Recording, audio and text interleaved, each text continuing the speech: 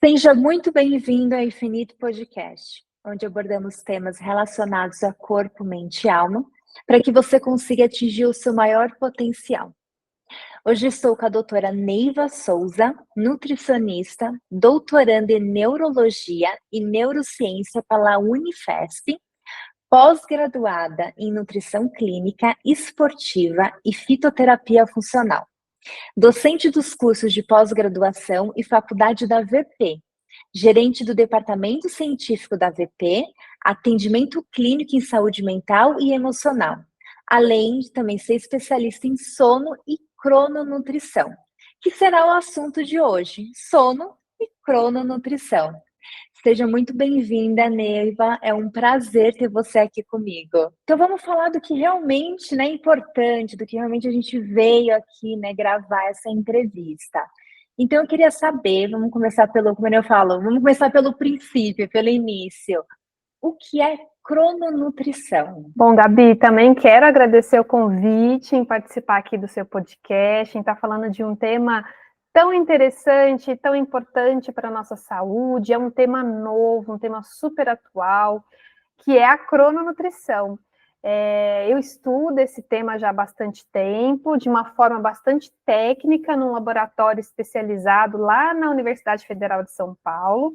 E a gente sempre tenta transmitir essas informações de uma maneira simples também para o público que não é técnico, para quem não seja profissional da saúde. Então, eu falo tanto para profissional da saúde, quanto também para pacientes e o público em geral. Bom, crononutrição, como eu disse, é uma ciência nova, ela tem se colocado aí em destaque, pelo menos nos últimos 5 anos, principalmente, mas eu acho que um ponto bem marcante para que essa ciência ficasse bem alta foi a pandemia. Você acredita nisso?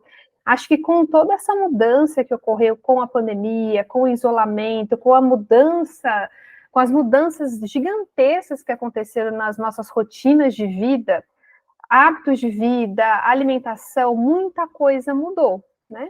Então, ciências que traziam para a gente o destaque para a rotina, para a importância da rotina, elas ficaram em alta. E a crononutrição, ela é um braço de uma outra ciência, que tem um nome um pouquinho parecido, que tem crono no nome também, que é a cronobiologia. O termo crono se refere a tempo. Então, são duas ciências, duas áreas do conhecimento que levam em consideração o tempo. Então, o tempo é importante, a rotina é importante. Então, por isso que, com a pandemia, foram ciências que ficaram bastante em alta, né?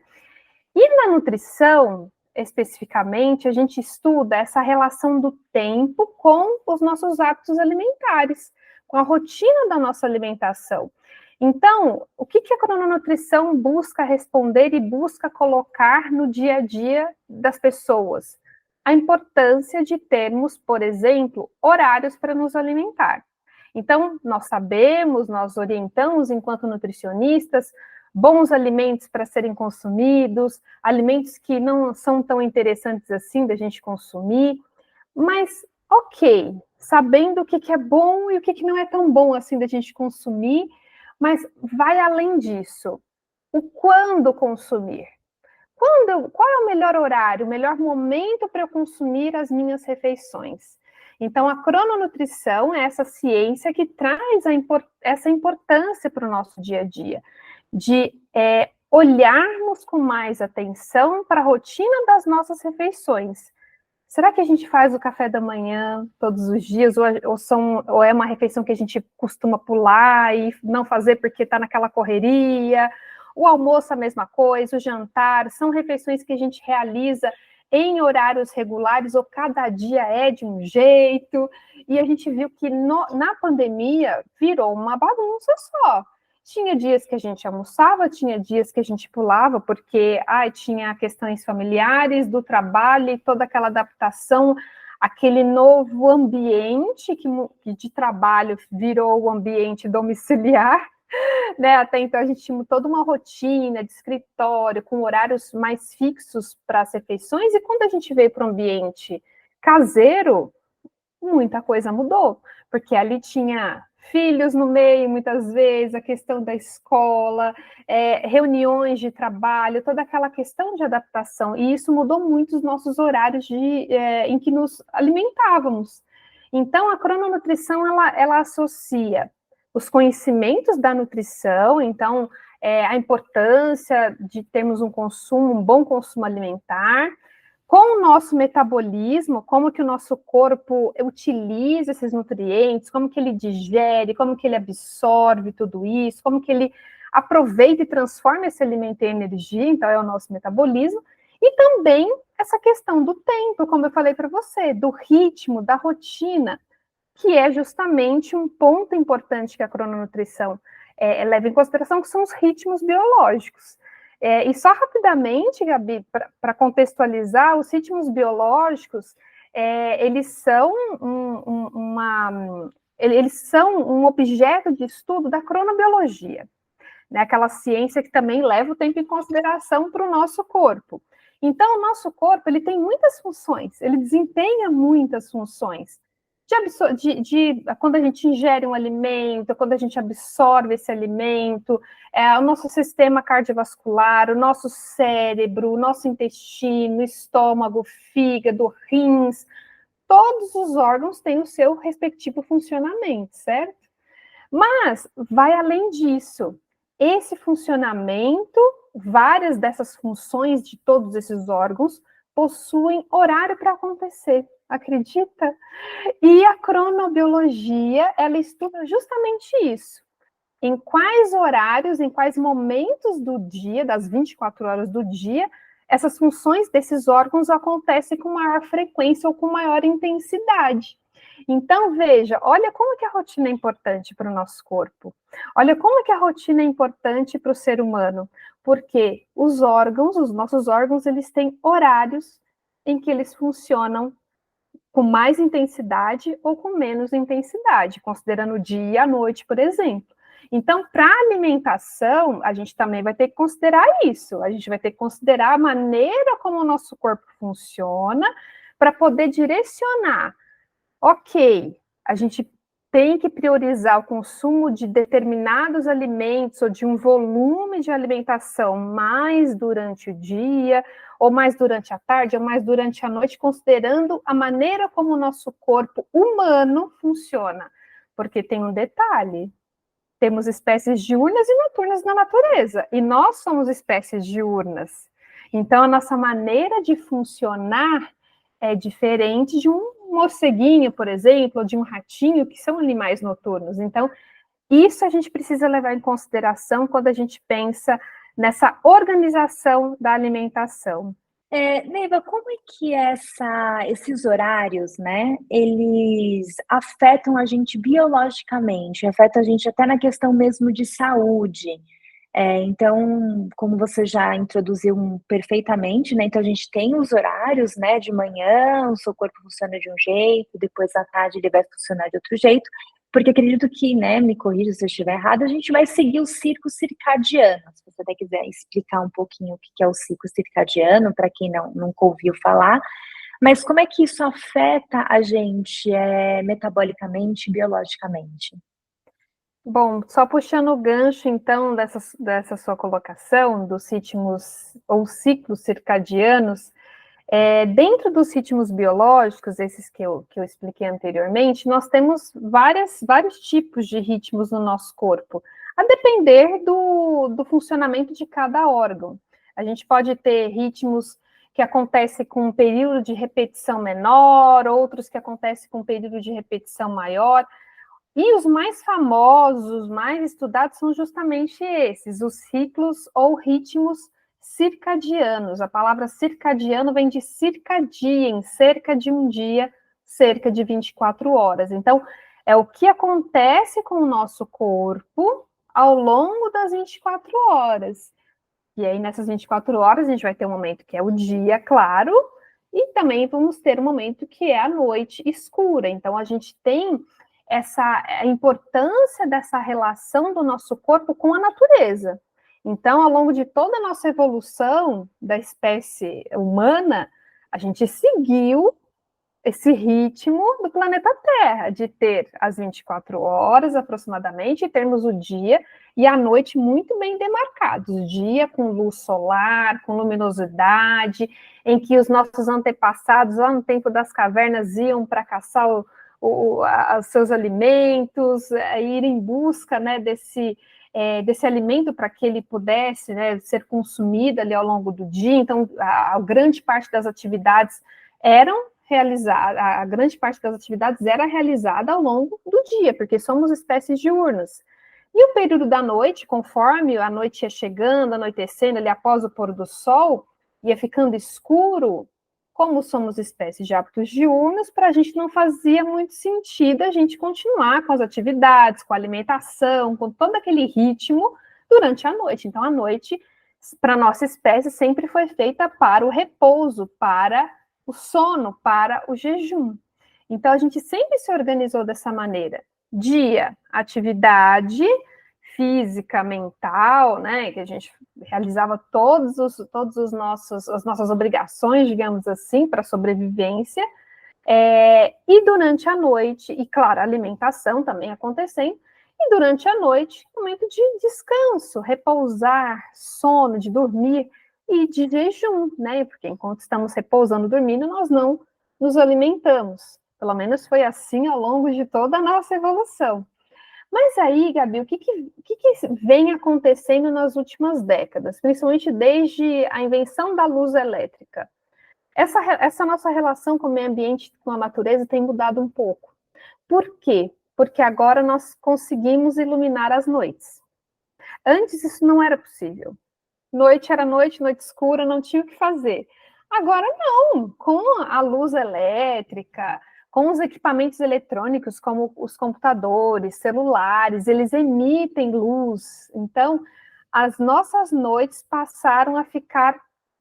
O nosso dia, na verdade, passou a se estender para a noite. Então, aquilo que sempre foi natural de ser escuro, de ser algo para o descanso, para o repouso, a gente passou a mudar um pouco isso, estendendo esse período de atividade do dia, também pegando boa parte da noite. A gente passou a ter uma iluminação artificial excessiva nessa noite, e toda aquela nossa exposição ao escuro, que sempre foi natural e importante para o nosso corpo se organizar e funcionar adequadamente bem, isso tem sido muito prejudicado nas últimas décadas. Desde a invenção da luz elétrica, obviamente, mas eu acredito que de 4 décadas para cá, isso tem piorado muito. E aí você me perguntou da importância disso para a nossa saúde.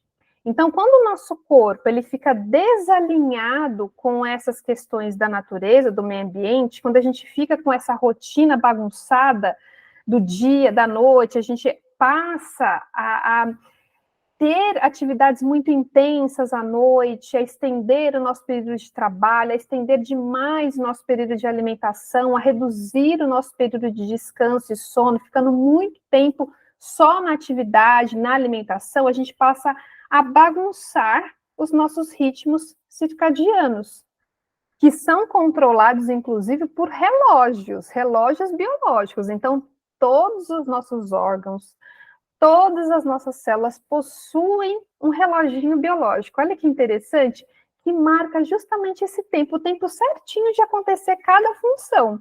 Vai acontecer de dia ou vai acontecer de noite? Esses reloginhos biológicos, eles marcam esse horário para o nosso corpo. Só que, se nós não estamos alinhados com a natureza, esses reloginhos ficam bagunçados e isso vai impactar a nossa saúde de uma maneira muito séria. E a gente tem observado muito, assim, coincidentemente ou não, e eu acredito que não seja coincidência, e sim uma consequência dessas mudanças de hábitos que a gente tem observado nas últimas décadas, um aumento muito grande de alguns tipos de doenças, como obesidade, síndrome metabólica. O que é essa síndrome metabólica? É quando a gente tem aquele conjunto, né? Aquele combo, hipertensão, diabetes, resistência à insulina, junto também com esse aumento de gordura abdominal.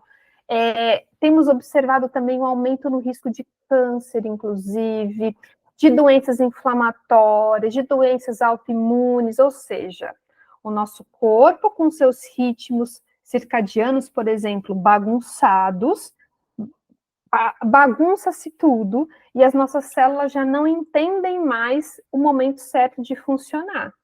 Devo funcionar mais de dia, de noite? Que loucura é essa que está acontecendo? Que essa noite está com um monte de luz e esse organismo não para. Isso gera sobrecarga, e sobrecarga para os órgãos geram doença. Essa sobrecarga nos órgãos gera doença. Então, termos isso em mente, Gabi, vai ser muito importante para que a gente olhe um pouquinho para dentro das nossas casas, que a gente olhe um pouquinho de como que está a nossa rotina, para a gente justamente evitar e reduzir os riscos que toda essa desorganização pode levar para a nossa saúde. Liva, você acha que essa desorganização que a gente faz, né, decorrente à vida que a gente leva hoje, ela também está muito ligada pela questão de, né, essas doenças, aparecimentos dessas doenças, também vão estar muito ligada à questão do sono, a um sono que não está sendo mais de qualidade? Com certeza, Gabi. Quando a gente estende o nosso período de atividade para a noite, e a gente encurta essa noite, a gente encurta também o tempo disponível para a gente dormir. Estamos dormindo cada vez mais tarde. Então, se lá antigamente, eu penso muito no tempo dos meus avós, que eles moravam lá no interior de Minas Gerais e que naquela época que eu ia para lá, década de 90 mais ou menos, naquela época não tinha muito essa coisa da luz elétrica lá no interior do interior, digamos assim. Então, eles seguiam horários assim, que eram de acordo com o nascer do sol e o pôr do sol. Então, ali por volta das 7, no máximo 7h30, 8, assim, no máximo, já estava todo mundo dormindo. Todo mundo já feito jantar, já tinha organizado toda a sua rotina, estavam todos dormindo. E aí, quando era ali por volta das 5, 6 da manhã, conforme o nascer do sol ia chegando, eles também já iam despertando. Então, assim, tinha-se um período de sono, uma duração do sono mais adequada, uma duração do sono maior, que pegava boa parte dessa noite. E o que tem acontecido hoje? As pessoas estão trabalhando até mais tarde, tendo jornadas duplas, triplas de trabalho, de estudos, muitas vezes também aos finais de semana, mudando a rotina aos finais de semana, então não adianta só a gente falar durante a semana da rotina corrida de trabalho, mas mesmo nos dias livres, os dias que a gente não tem essas obrigações de estudo e trabalho, digamos assim, a gente também acaba tendo essa rotina maluca, né, de ficar, vamos sair, chego tarde em casa e vou assistir uma série, porque a gente tem a tecnologia ao nosso favor e que possibilita isso. Então, a gente agora está dormindo por volta de 11 horas da noite, meia-noite, ou até mesmo madrugada adentro. E aí, o que acontece? Se isso acontece durante a semana, a gente precisa acordar no horário para ir para a escola, para ir para o trabalho. Então, a gente vai dormir ali quantas horas naquela noite? 5 horas? 6 no máximo? E aos finais de semana? Mas no final de semana eu compenso, eu durmo um pouco mais tarde, mas eu também acordo mais tarde. Né, isso é até um ponto importante, que daqui a pouco a gente pode comentar mais sobre isso, que é o que nós chamamos na cronobiologia de jet lag social. É como se a gente vivesse num fuso horário dentro da rotina do nosso dia a dia. E essa diferença de horários, isso também é impactante para a nossa saúde. E aí, quando a gente reduz esse tempo disponível para dormir, consequentemente, a gente reduz a qualidade desse sono também. Porque claro que é muito individual, sabe, Gabi? O tempo ideal de sono para cada pessoa varia demais, é bem individual. Tem gente que fica muito bem com 6 horas, outras pessoas com 7, outras pessoas com 9. Mas se a gente for considerar a média geral da população, que os estudos científicos trazem para a gente, gira ali em média de o que seria interessante de tempo de sono, giraria em torno de 7, 8 horas de sono em média, aproximadamente. Quando a gente tem muito menos do que isso, ou muito mais do que isso, os estudos científicos começam a trazer associações com maior risco à saúde. Saúde física, saúde mental, a gente tem relação, por exemplo, maior risco de depressão, de ansiedade, de problemas cognitivos, de aprendizagem. Então, imagina uma criança, um adolescente que está em período de estudo, ou quem está na faculdade, querendo fazer um vestibular, tudo isso é bem impactante. Fora todas essas outras doenças que a gente já citou, obesidade, hipertensão, diabetes, que também podem ser doenças com risco aumentado quando a gente não tem um sono em qualidade, em quantidade e em qualidade. Então, se a gente reduz a quantidade de sono, de horas de sono, a gente também pode reduzir a qualidade desse sono também. Essa pessoa mais tempo para pegar no sono, porque está ali naquela loucura, naquele pensamento super agitado, porque está trabalhando demais e está super estimulado pela iluminação, pelos equipamentos eletrônicos, e isso deixa a cabeça muito agitada e muito estimulada, isso dificulta o pegar no sono. Quanto mais tempo a gente demora para pegar no sono, Gabi, depois que a gente se deita, pior é a qualidade desse sono. Isso eu vejo na prática com os pacientes e também os estudos científicos trazem isso. Então, essa pessoa tende a acordar mais vezes, a despertar muitas vezes ao longo da noite, ou despertar no meio da noite e não conseguir dormir mais, então encurta mais ainda o tempo do sono.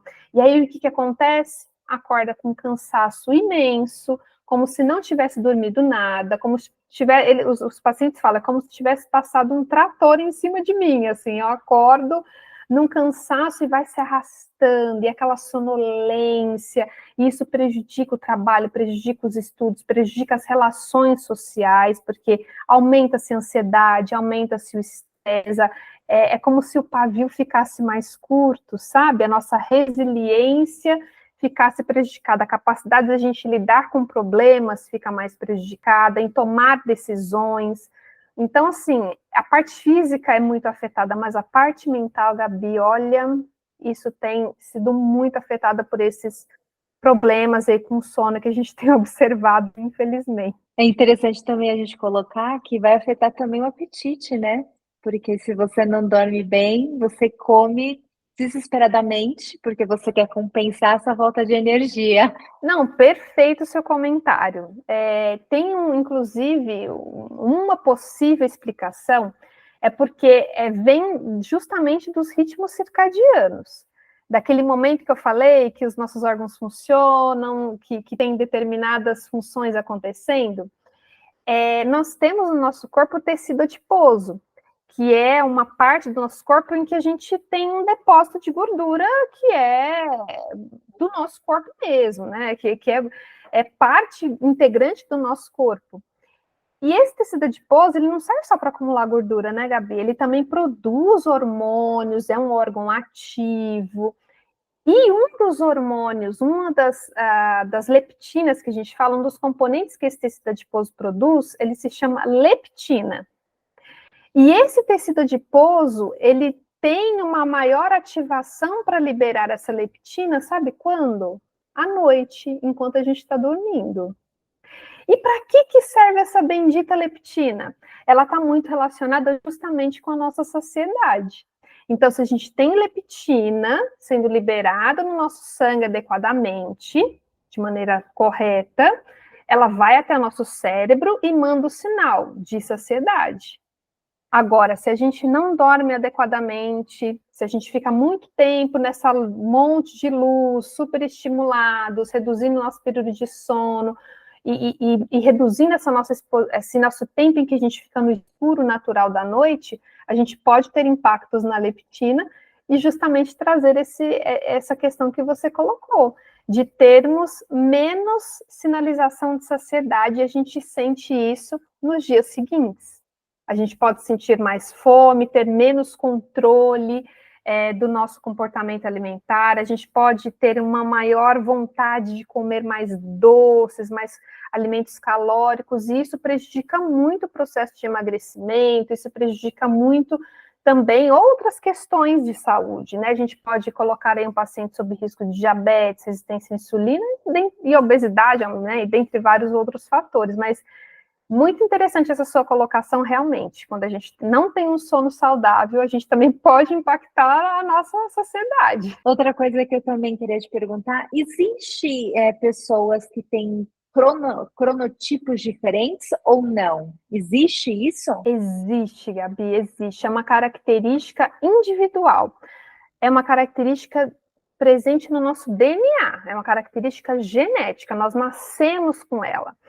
Tem maneiras da gente identificar essa característica, esse cronotipo, ou seja, qual é a nossa preferência? Então, esse cronotipo seria uma característica relacionada à nossa preferência mais pelo dia ou mais pela noite, digamos assim. E a gente nasce com isso. Então, por exemplo, eu tenho pacientes que são super noturnos e tem pacientes que são super diurnos, que gostam de acordar cedo, dormir mais cedo também. Chega ali depois das 6, eles brincam que viram abóbora, né? E tem pacientes que preferem acordar mais tarde, dormir mais tarde também, que nós chamamos de cronotipo vespertino, ou, né, na linguagem popular, os noturnos. E esses que preferem acordar mais cedo, dormir mais cedo, nós chamamos de cronotipo matutino, ou os diurnos, digamos assim. E tem aqueles que ficam no meio do caminho, que nós chamamos de cronotipo intermediário, que lidam bem com ambas as situações. Tem que acordar mais cedo, acorda, se tem que dormir um pouquinho mais tarde, também dorme. Grande parte da população está dentro do cronotipo intermediário. Nutricionistas que trabalham com crononutrição, e eu também oriento isso para as minhas alunas nutricionistas nas aulas, independente de trabalharem ou não com crononutrição, eu sempre oriento a aplicarem nos pacientes um questionário muito simples, Gabi, com algumas perguntas que o paciente responde para a gente poder identificar junto com o paciente essa característica.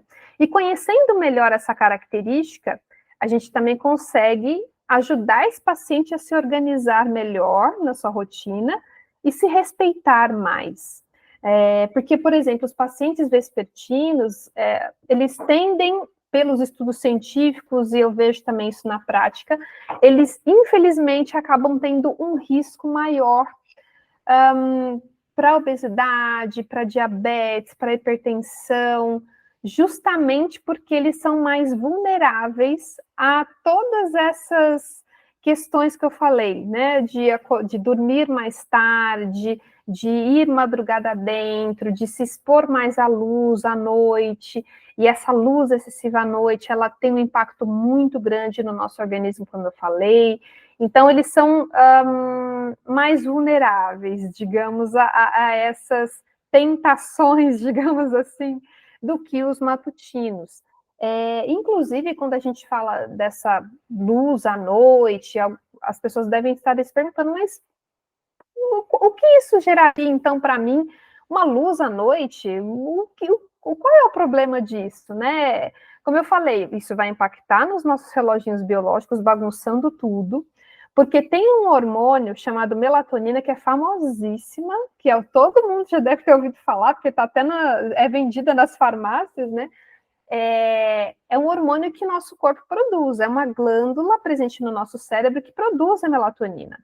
E essa melatonina é que ajuda a organizar os ponteiros desses reloginhos que nós temos na nossa célula. Ela é uma grande mensageira do tempo para o nosso corpo. E quando a gente não libera esse hormônio adequadamente, a gente bagunça tudo. Por isso que eu estou falando o tempo todo dessa bagunça nesses relógios biológicos que isso causa para a nossa saúde. E muito disso é por conta desse prejuízo que nós temos na produção natural de melatonina. E por que isso está acontecendo? Justamente por conta dessa luz excessiva à noite. A presença de luz excessiva à noite impede que essa glândula no nosso cérebro produza a melatonina. Se tem escuridão à noite, a glândula entende que é para produzir melatonina. Se tem luz à noite, a glândula entende que tem que parar com essa produção. E aí, a falta de melatonina à noite no nosso organismo vai estar relacionada com todos esses impactos, infelizmente. E aí, quando a gente olha para os noturnos ou vespertinos, eles acabam sendo aí mais vulneráveis, digamos assim, a esses riscos. Então, sempre quando eu identifico um paciente mais noturno, não que a gente vai mudar a vida dele de A a Z, mas a gente vai ter que orientar e fazer alguns ajustes para que se reduzam esses riscos.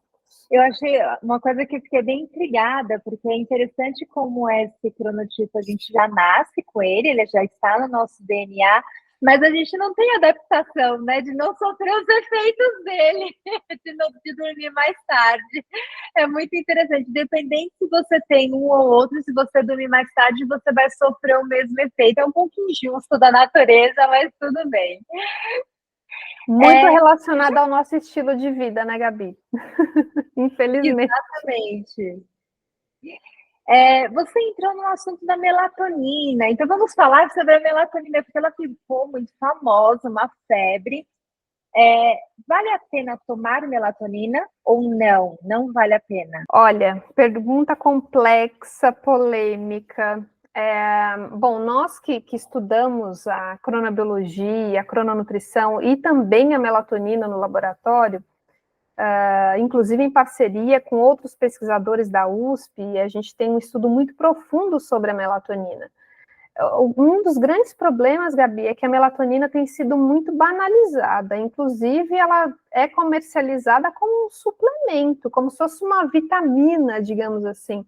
E ela não é uma vitamina, ela não é um mineral, ela não é um suplemento. Primeiro ponto, as pessoas têm que entender que é um hormônio, assim como a insulina, assim como os hormônios da tireoide.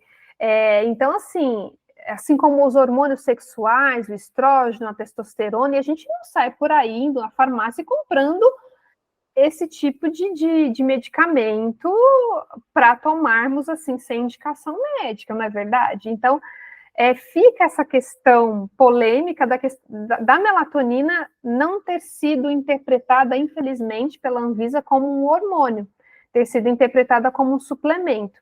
E aí isso tem gerado uma banalização da sua utilização, as pessoas veem, né, como que as indústrias funcionam, né? Então elas vão colocar vários benefícios de se consumir a melatonina, que é bom para o sono, que é bom para emagrecimento. A gente vai ouvir de um tudo, gente. Então, muito cuidado. A gente tem que ter um filtro, porque é um hormônio.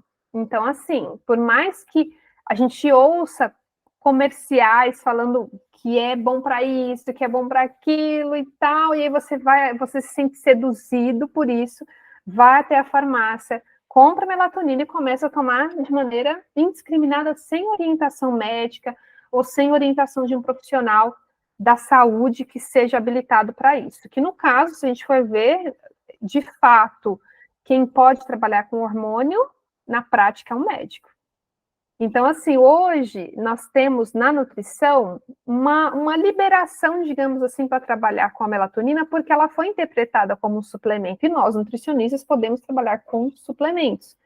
Mas eu sempre explico para as nutris, minhas alunas, para tomarem muito cuidado, porque para mexer com o hormônio precisa se ter um conhecimento muito profundo de fisiologia, do funcionamento do corpo humano, mesmo que a gente já tenha esse conhecimento básico, mas a melatonina é um hormônio um pouquinho especial, ela tem um funcionamento um pouco diferente dos outros. Como eu falei, ela só é liberada à noite, desde que ela seja escura, o nosso organismo produz, e ela vai entrar em todas as células do nosso corpo. Então, ela vai impactar no funcionamento de todo o nosso organismo. Então, se a gente mexe ali um pouquinho com essa melatonina, colocando, por exemplo, vai lá na farmácia, consome melatonina nas gotinhas, ou nos comprimidos, ou nas balinhas, da forma que for, a gente pode dar aí uma bagunçada na nossa fisiologia também.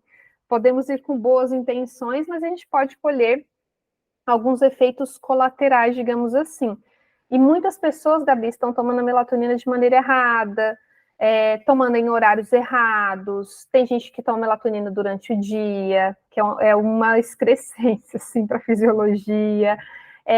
E mesmo quando tomam à noite, vão tomar vão tomar 7, 8 horas da noite melatonina e continuam acordados, continuam com luz ali na cara, seja da TV, seja dos equipamentos, continuam consumindo alimentos, vida normal, e depois de um tempo é que vão dormir. Quando a melatonina ela é liberada na corrente sanguínea, ela passa a informação para o nosso corpo que a noite chegou. E aí, o que o nosso corpo vai entender? O nosso corpo humano, que é de hábito diurno e repouso noturno, está na hora de descansar.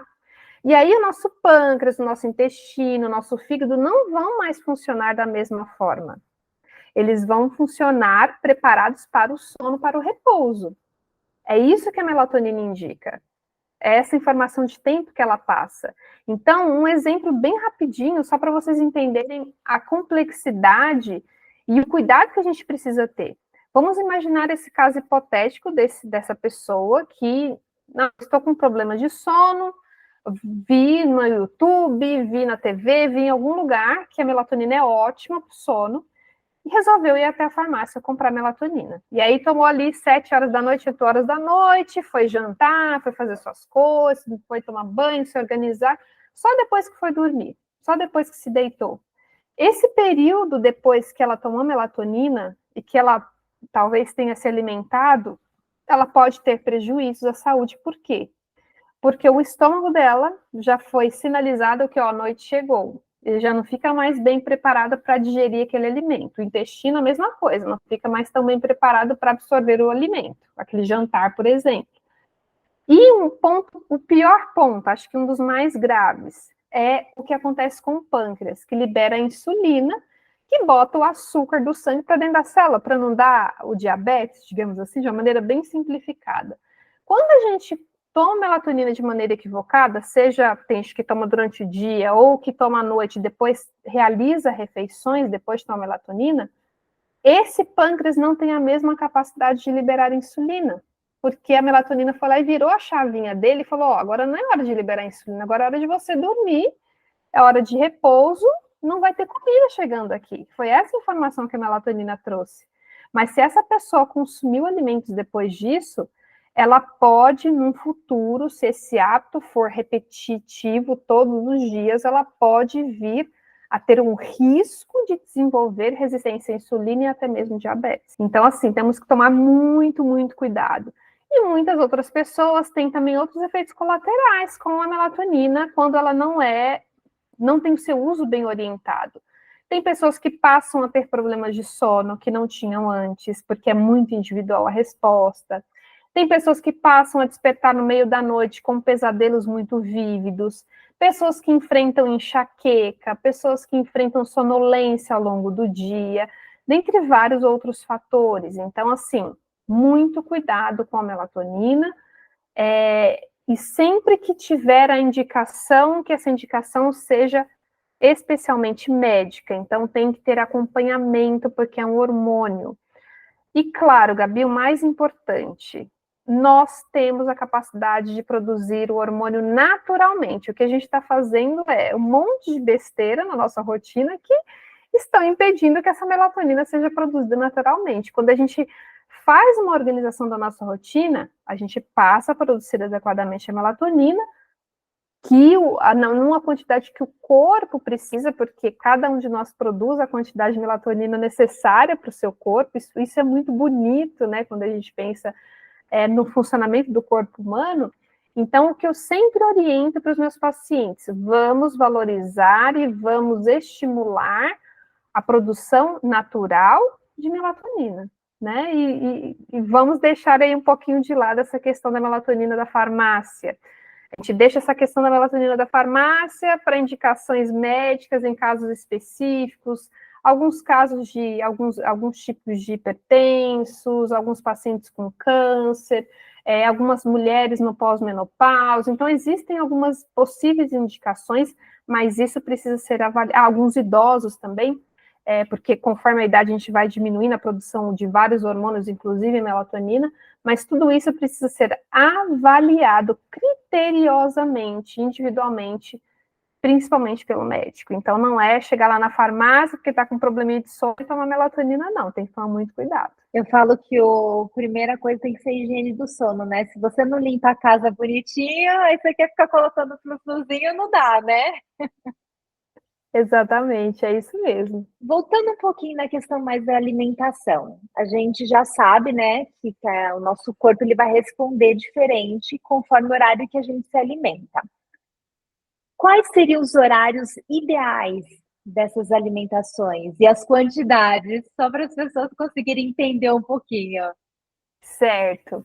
Bom, então, essa rotina, essa organização também vale muito para a alimentação. Então, a gente fala muito do estilo de vida, com a higiene do sono, essas questões que a gente falou, e isso precisa estar de mãos dadas com essa organização na rotina da alimentação.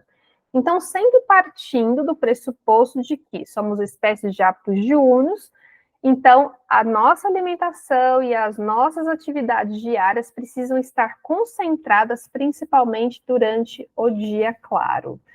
Ah, então quer dizer que depois do pôr do sol eu tenho que dormir obrigatoriamente, não posso mais comer nada, acabou a minha vida, eu tenho que dormir? Não é bem assim, a gente sempre ajusta caso a caso.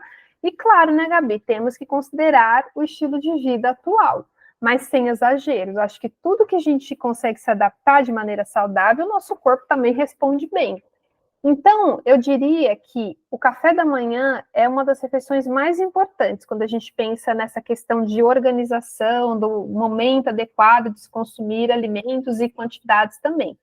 Então, eu diria que o café da manhã é uma das refeições mais importantes para a gente começar o nosso dia, o nosso corpo, a gente acorda já assim, com o nosso corpo totalmente preparado do ponto de vista de digestão, de absorção, dos hormônios para receber o alimento, mesmo porque a gente está começando o nosso dia, está começando aquele momento em que nós estamos nos preparando para ir para a nossa vida, para ir para as atividades, para ir para as nossas obrigações. Então, nosso corpo está ali, sedento por energia, mesmo porque ele passou um período grande da noite em jejum. Então, é um momento muito importante que a gente precisa, de fato, nos organizar e priorizar a gestão de alimentos nesse momento. E, infelizmente, tem muitas pessoas que, por conta da correria do dia a dia, acabam pulando essa refeição. E não só pela correria, sabe, Gabi? Às vezes os noturnos também, eles têm mais dificuldade de fazer o café da manhã, porque, não tenho apetite, eu não passo muito bem, me dá um enjoo, me dá um embrulho, aquela coisa toda. Então, a gente precisa organizar. Mesmo que esses noturnos não consumam café da manhã logo que acordam, porque os matutinos, os diurnos, eles têm grande facilidade, já acordam com aquela fome de leão. Os noturnos não necessariamente. Mas eu sempre oriento, olha, nem que você deixe passar ali meia hora, uma hora, mas faça o seu café da manhã. Vai ser muito importante para que você também não acumule fome ao longo do dia e queira descontar tudo lá à noite e querer comer as paredes ali antes de dormir, né? Então, isso é importante também para a sociedade, para a gente manter a nossa sociedade ao longo do dia e não exagerar na quantidade de comida que a gente vai consumir depois. Então, o café da manhã ajuda nesse aspecto também. Tem um ditado popular, Gabi, eu não sei se, acho que todo mundo aqui já deve ter ouvido falar, talvez, do faça o café da manhã como um rei, almoce como um príncipe, jante como um mendigo. E isso nunca foi tão verdade quanto agora, né? Então, de fato, a gente tem que fazer aquele café da manhã bem reforçado, colocando ali fontes de proteínas, fontes de carboidratos, fontes de gorduras boas. Então, assim, aquele café da manhã que tenha, por exemplo, uma fruta, que tenha um cereal, que tenha uma semente, que tenha ali alguma fonte de alimento integral, que tenha um iogurte, por exemplo, mais saudável, são ótimas opções para a gente ter uma refeição completa com tudo que o nosso corpo precisa, né? E numa quantidade ali individual, claro, né? A gente não vai adiantar só tomar aquele cafezinho e mais nada, né, Gabi? A gente precisa reforçar esse café da manhã. Então, a gente precisa olhar para esse café da manhã, o que a gente está consumindo, o que a gente está comendo, está em quantidade suficiente? Ou é só aquele cafezinho com biscoitinho bem rapidinho e já vou para o trabalho correndo? Vamos tentar. Será que a gente não consegue acordar uns 10 minutinhos antes, fazer ali um ovinho mexido para dar uma complementada? Será que a gente não consegue consumir uma fruta mesmo, uma banana, uma maçã, algo mais prático, para a gente complementar esse café da manhã? Seria maravilhoso. E aí vem o almoço. E aí o almoço a gente acaba tendo um consumo de um volume maior, então é aquele almoço que precisa de fato ter esse volume, o nosso corpo está também totalmente preparado para receber esse alimento, para absorver, para transformar isso em energia, e isso é importante para o nosso metabolismo. Isso é importante quando a gente pensa, por exemplo, no processo de emagrecimento. da gente priorizar o consumo dos maiores volumes de comida no momento em que o nosso corpo está mais preparado para utilizar e metabolizar essa comida e não acumular, porque se a gente consome no momento grande volume de comida, no momento não tão adequado, a gente tende a acumular, a gente tende a não gastar essas calorias e acumular na forma de gordura, e isso é péssimo em todos os sentidos, inclusive prejudicando o emagrecimento. Então, café da manhã, almoço, indispensáveis e muito importantes, com maior volume de comida, com maior volume calórico. Então, a gente prioriza e também com qualidade, né, Gabi? Não adianta ser uma caloria ruim de alimento ultraprocessado, aqui a gente está falando de alimentação saudável, né, de forma geral. E aí, quando vai chegando o pôr do sol, a gente tem que entender que o nosso corpo está se preparando fisiologicamente para um momento de repouso. Então, ele começa a ficar menos preparado para digerir e absorver grandes quantidades de alimentos. Então, é o momento que a gente precisa dar uma freada aí no volume que a gente está comendo de comida. Não é que não pode mais comer nada. A gente pode sim consumir alimentação, mas assim, uma alimentação mais leve e numa quantidade menor. Então, é como se a gente saísse ali do começo do dia com maior volume de alimentação e a gente fosse gradualmente reduzindo conforme a noite vai chegando. E aí, com isso, a gente respeita mais aquilo que faz parte da natureza do nosso corpo. Então, à noite, a gente pode sim consumir o alimento? Podemos sim consumir.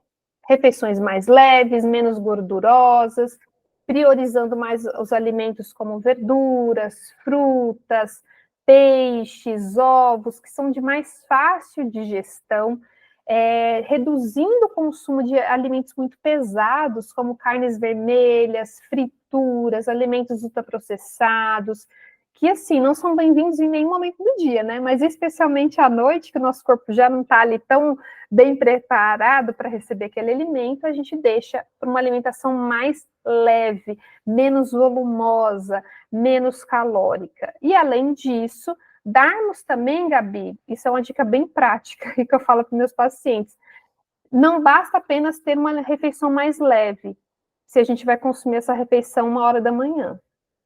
Tem que consumir mais cedo também. A gente tem que dar uma organizada nessa rotina para que essas últimas refeições, seja um jantar, seja um lanche noturno, como preferirem, que isso seja mais cedo. Então, por exemplo, quando a gente olha para os estudos científicos, eles comparam justamente isso. Qual que é a diferença que faz no nosso corpo da gente comer uma mesma refeição? A gente coloca o mesmo prato de comida ali, com os mesmos alimentos, com o mesmo peso, com a mesma caloria, com a mesma quantidade. A mesma pessoa consumindo esse prato às 7h da noite e consumindo esse prato às 11h da noite. As diferenças, quando a gente olha para os exames, porque eles coletam exames depois, as diferenças são absurdas, ou seja, realmente nós temos horário para digerir e absorver os alimentos e isso gera diferentes respostas para o nosso corpo. Então, quanto mais cedo realizarmos essas refeições, essas últimas refeições à noite, melhor é para o nosso corpo. Se a gente conseguir deixar um intervalo entre a última refeição e o horário de dormir de pelo menos 2, 3 horas, perfeito. Porque daí a gente auxilia não apenas o metabolismo, mas também o sono. O sono também fica melhor. Quando a gente consome um grande volume de comida à noite, muito perto do horário de dormir, a gente tende a ter um sono de pior qualidade.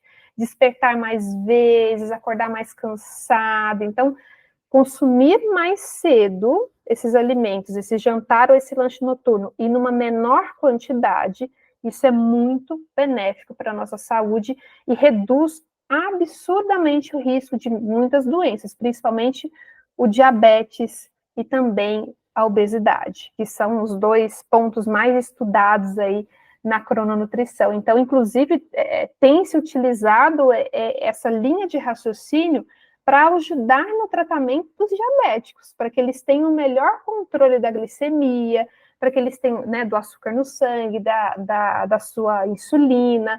Então, além de controlarmos aquilo, a quantidade, o que esse diabético pode consumir, orientando esse paciente, a gente também Agora, mais recentemente, também tenho orientado em relação aos horários de consumo de alimento, porque isso faz bastante diferença. Em relação ao diabetes que você citou, Neiva, ele está relacionado mais o quê? Que a liberação de insulina ela acaba sendo menor no período da noite e aí isso diminui a captação de glicose, seria mais ou menos isso? Basicamente isso, Gabi. Então, se à noite o nosso pâncreas ele está ali mais preparado para o repouso, ele está menos preparado, portanto, para liberar insulina.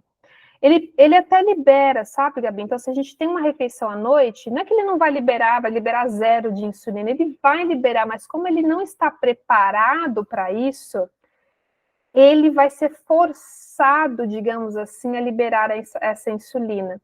E sempre que o nosso órgão é forçado a alguma coisa, tem essa sobrecarga, com o passar do tempo, ele tende a entrar em falência, ele tende a ficar com as suas funções prejudicadas, e esse é um ponto complicado. Então, se a gente mantém esse hábito de comer um volume grande de refeições, principalmente se a gente pensa nas massas e muito carboidrato à noite, não que não possa consumir carboidrato, porque isso é um mito, tá?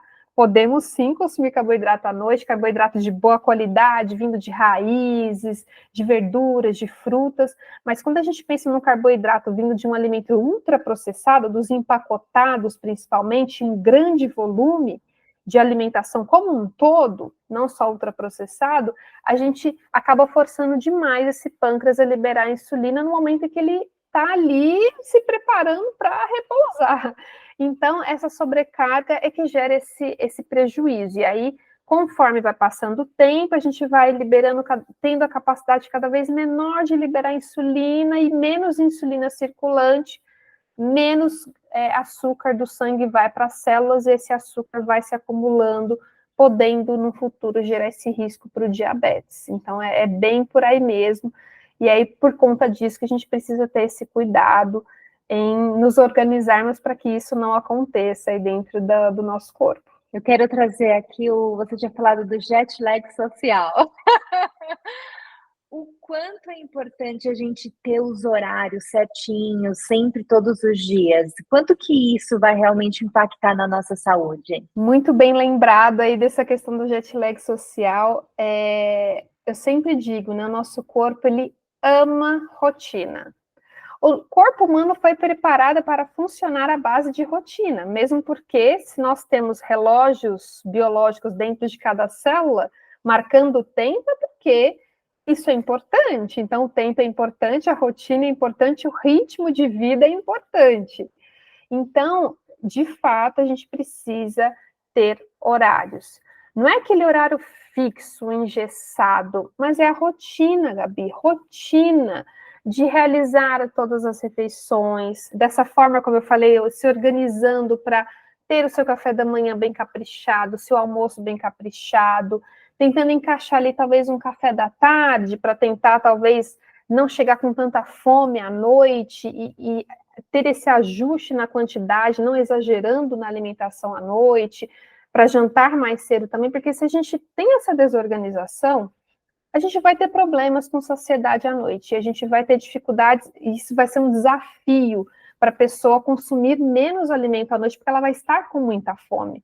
Agora, se ela tem uma rotina e organiza os seus horários de consumo de alimentos, ela melhora a sua saciedade e ela consegue ter esse hábito de alimentação mais equilibrado à noite de maneira muito mais fácil, senão isso se torna um empecilho e a pessoa não consegue colocar isso na prática. Então, a gente precisa, de fato, sim, organizar esses horários. Isso também vale para outras questões, como o sono. Então, eu sempre oriento para os pacientes nessa higiene do sono, ter horários regulares de acordar, horários regulares de dormir, horários regulares para café da manhã, para almoço, para café da tarde, para jantar, para o jantar. Então, assim, não é sempre tem que ser meio-dia, tem que ser 3 horas da tarde, mas que não fuja muito desses horários. Porque quando a gente estabelece essa rotina, é muito bonito como o nosso corpo funciona. Por exemplo, se a gente tem o costume de almoçar ali por volta de meio-dia e meia, mais ou menos, ali uma meia horinha antes, um tempinho antes, a gente já não sente aquela fome maior, aquele estômago roncando. é o nosso corpo se preparando para o alimento que ele sabe que vai chegar por volta daquele horário. Então, quem tem rotina tem uma excelente sinalização e um excelente metabolismo também. E isso beneficia toda a nossa saúde, né? Beneficia tudo que a gente possa imaginar. Então, eu sempre oriento a ter realmente essas rotinas. E que isso, Gabi, não aconteça apenas de segunda a sexta.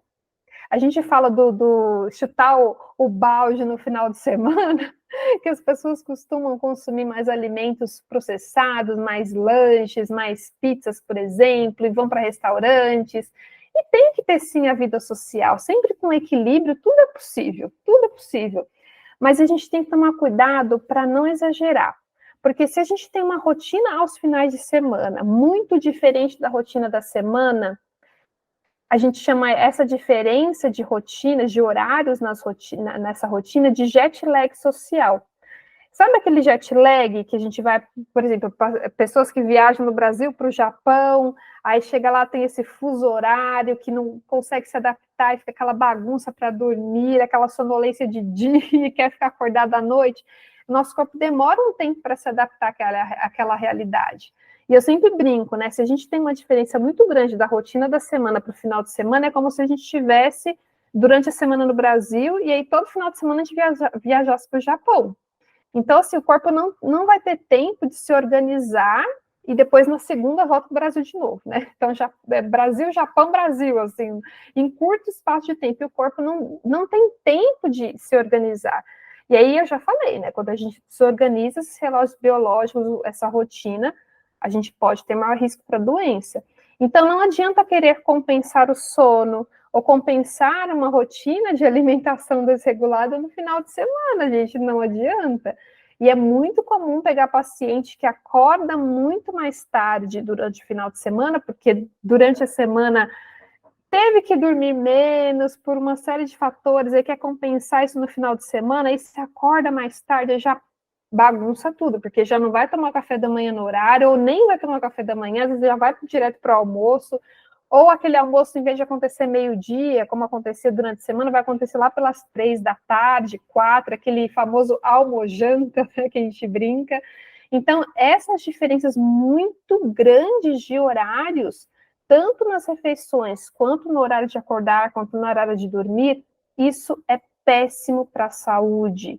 Os estudos mostram para a gente relações com diabetes, com a hipertensão, inclusive em gestantes, maior risco de pré-eclâmpsia em gestantes, maior risco de desequilíbrios hormonais, então, hormônios sexuais, né? Então, quem tem, por exemplo, síndrome do ovário policístico, que tem essas questões hormonais, isso pode ser piorado, questões imunológicas, dificuldade de perda de peso, então o sucesso no processo de emagrecimento fica muito mais difícil de ser alcançado, e várias outras doenças metabólicas, aumento de açúcar no sangue, aumento do colesterol. Então, essas diferenças de rotina da semana para o final de semana, elas precisam ser minimizadas. Elas muitas vezes vão acontecer, Gabi, mas se elas acontecem numa menor proporção e que essa diferença não seja tão grande, os riscos são bem menores. Então, na nutrição, a gente tem cada vez mais valorizado isso e ajudado os nossos pacientes a organizar também essa rotina, não só da semana, mas também do final de semana, naquilo que o paciente, na qualidade, na quantidade da alimentação, mas também, mais recentemente, essa preocupação com a rotina dos horários mesmo. Você tem alguma dica ou dicas para quem quer fazer essa organização, dicas que você dá para os seus pacientes? Acho que o primeiro ponto é fazermos uma autoanálise. Eu sempre faço esse exercício com os pacientes, de olhar para as suas próprias rotinas de vida. Como que estão as suas rotinas? Estão minimamente organizadas ou estão aquela loucura que não tem horário para nada? E mesmo nos dias que eu estou livre do trabalho também não tem organização. Então, acho que o primeiro ponto é identificar como está a minha rotina. É ter essa reflexão, como que está a minha rotina de alimentação? Eu tenho horário para comer ou não? Eu como no horário que dá, se der eu como, se não der eu também pulo, não como, a rotina de trabalho me atropela, Meu horário de acordar e de dormir também depende muito. Tem dias que eu acordo mais tarde, tem dias que eu acordo mais cedo, tem dias que eu durmo mais tarde, tem dias que eu durmo mais cedo. Então, acho que o primeiro ponto, Gabi, é ter essa consciência. Como que está o meu dia a dia? Eu tenho rotina ou não? A minha vida é uma bagunça. Cada dia é uma surpresa. A partir do momento que que o paciente consegue identificar isso, ele precisa tentar aos poucos ir mudando essa realidade. E claro, não precisa ser sozinho, né, Gabi? Pode-se procurar ajuda de um profissional da saúde, de um nutricionista, de um médico, ou de qualquer profissional que cuide de fato da saúde, para que a gente possa, até mesmo de educador físico, porque até para atividade física também a gente precisa ter rotina, não é mesmo? Para sair do sedentarismo. Então, a gente precisa buscar ajuda quando necessário, porque nós temos a capacidade de ajudar esse paciente a organizar essa rotina. E, claro, tentando sempre considerar as possibilidades desse paciente, né? Os horários que você consegue, será que você consegue ajustar, às vezes, Gabi, 10 minutinhos que você acorda antes daquele horário de sempre, já pode ser o suficiente para você organizar essa rotina de fazer um café da manhã, por exemplo. Né? Eu sei que às vezes as pessoas falam, mas aqueles 5 minutinhos a mais na cama, tudo bem, eu entendo que às vezes é muito bom, mas vamos pensar na conta que pode chegar no futuro, que às vezes esses 5 minutinhos pode te custar muito. Então, às vezes a gente pode colocar esses 5 minutinhos, 10 minutinhos para acordar antes, né? Então, o primeiro passo é realmente ter esse autoconhecimento e, no segundo momento, buscar esse apoio para que a gente, sempre com ajuda, eu acho que isso é maravilhoso, né? Quando a gente tem alguém ali para nos ajudar a organizar essa rotina, eu acho que isso é muito positivo, é muito válido. A gente coloca para o paciente algumas metas, claro, plausíveis, metas que ele consiga ir atingindo. E, Gabi, mudar rotina não é fácil, não vai ser da noite para o dia.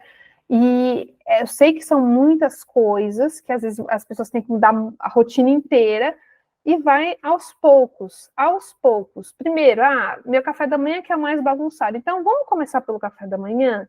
Acordar esses 10 minutinhos antes, tentar talvez já deixar algo meio que pré-preparado na geladeira, uma fruta picada, talvez já te ajude no dia seguinte, naquela correria de acordar e ter que organizar tudo, já deixa uma roupinha dobrada, já aproveita o final de semana para fazer uma organização da semana, isso é muito válido e funciona muito bem. Então, a gente vai por partes, né? A gente olha para o paciente, ajuda a identificar o ponto que está mais bagunçado, a gente foca nesse ponto e a gente organiza. Conseguimos organizar? Tá legal? Tá conseguindo manter a rotina, por exemplo, do café da manhã? Próximo ponto, meu horário de dormir tá péssimo. Não tá me fazendo bem, cada dia de um jeito, eu tenho dificuldade para dormir. Vamos organizar isso também. Então, a gente vai sempre aos poucos. A grande dica é não querer mudar tudo de uma vez, Gabi, porque a rotina ela precisa ser estabelecida gradualmente para que ela realmente se torne um hábito. Não adianta querer mudar tudo de uma vez, se frustrar porventura não conseguir mudar alguma coisa e querer ficar engessado, não é engessar uma rotina, mas ajustar a realidade para que os riscos sejam reduzidos e que isso seja sustentável ao longo do tempo. Então, é aos poucos que isso vai acontecendo, sem estresse, digamos assim, né? A gente vai aos pouquinhos e tudo vai se ajeitando. Eu tenho umas experiências muito interessantes que eu acho que vale a pena compartilhar, né? Uma é da família mesmo, a minha mãe estava totalmente assim, não estava conseguindo treinar, né? Falta de rotina, porque correria, né? Enfim. E aí eu falei, vamos fazer o seguinte, vem treinar comigo. Então eu acordo às 5 da manhã, ela passa aqui em casa, me pega, a gente vai treinar sozinha. E assim, isso ela tá fazendo há 2 semanas, ela tá super animada. Então, acho que você ter uma pessoa para te apoiar, para fazer com você, sabe, para ser sua companheira, para te puxar, também é muito legal. Já teve pacientes também que eu montei grupo de apoio, então as pessoas montaram grupos, começaram a treinar juntas e funcionou muito. Então, acho que você também ter alguém para fazer com você também é um ponto, é algo muito relevante. Tem muita relação com a motivação, né, Gabi? Então, assim, isso é muito válido. Eu também observo muito isso nos pacientes, que quando tem essa motivação, tem alguém junto, vamos lá, né? Um vai puxando o outro e assim, às vezes, poxa, você ajudou sua mãe nesse sentido e ela pode também te ajudar em outro, né? Ah, poxa, então à noite, vamos fazer tal coisa, e você já se organiza para poder fazer aquilo junto. Então, isso é muito legal, assim, ter esses momentos de convívio social, eles muitas vezes ajudam muito a gente a firmar esses compromissos com o nosso dia a dia, com a nossa rotina.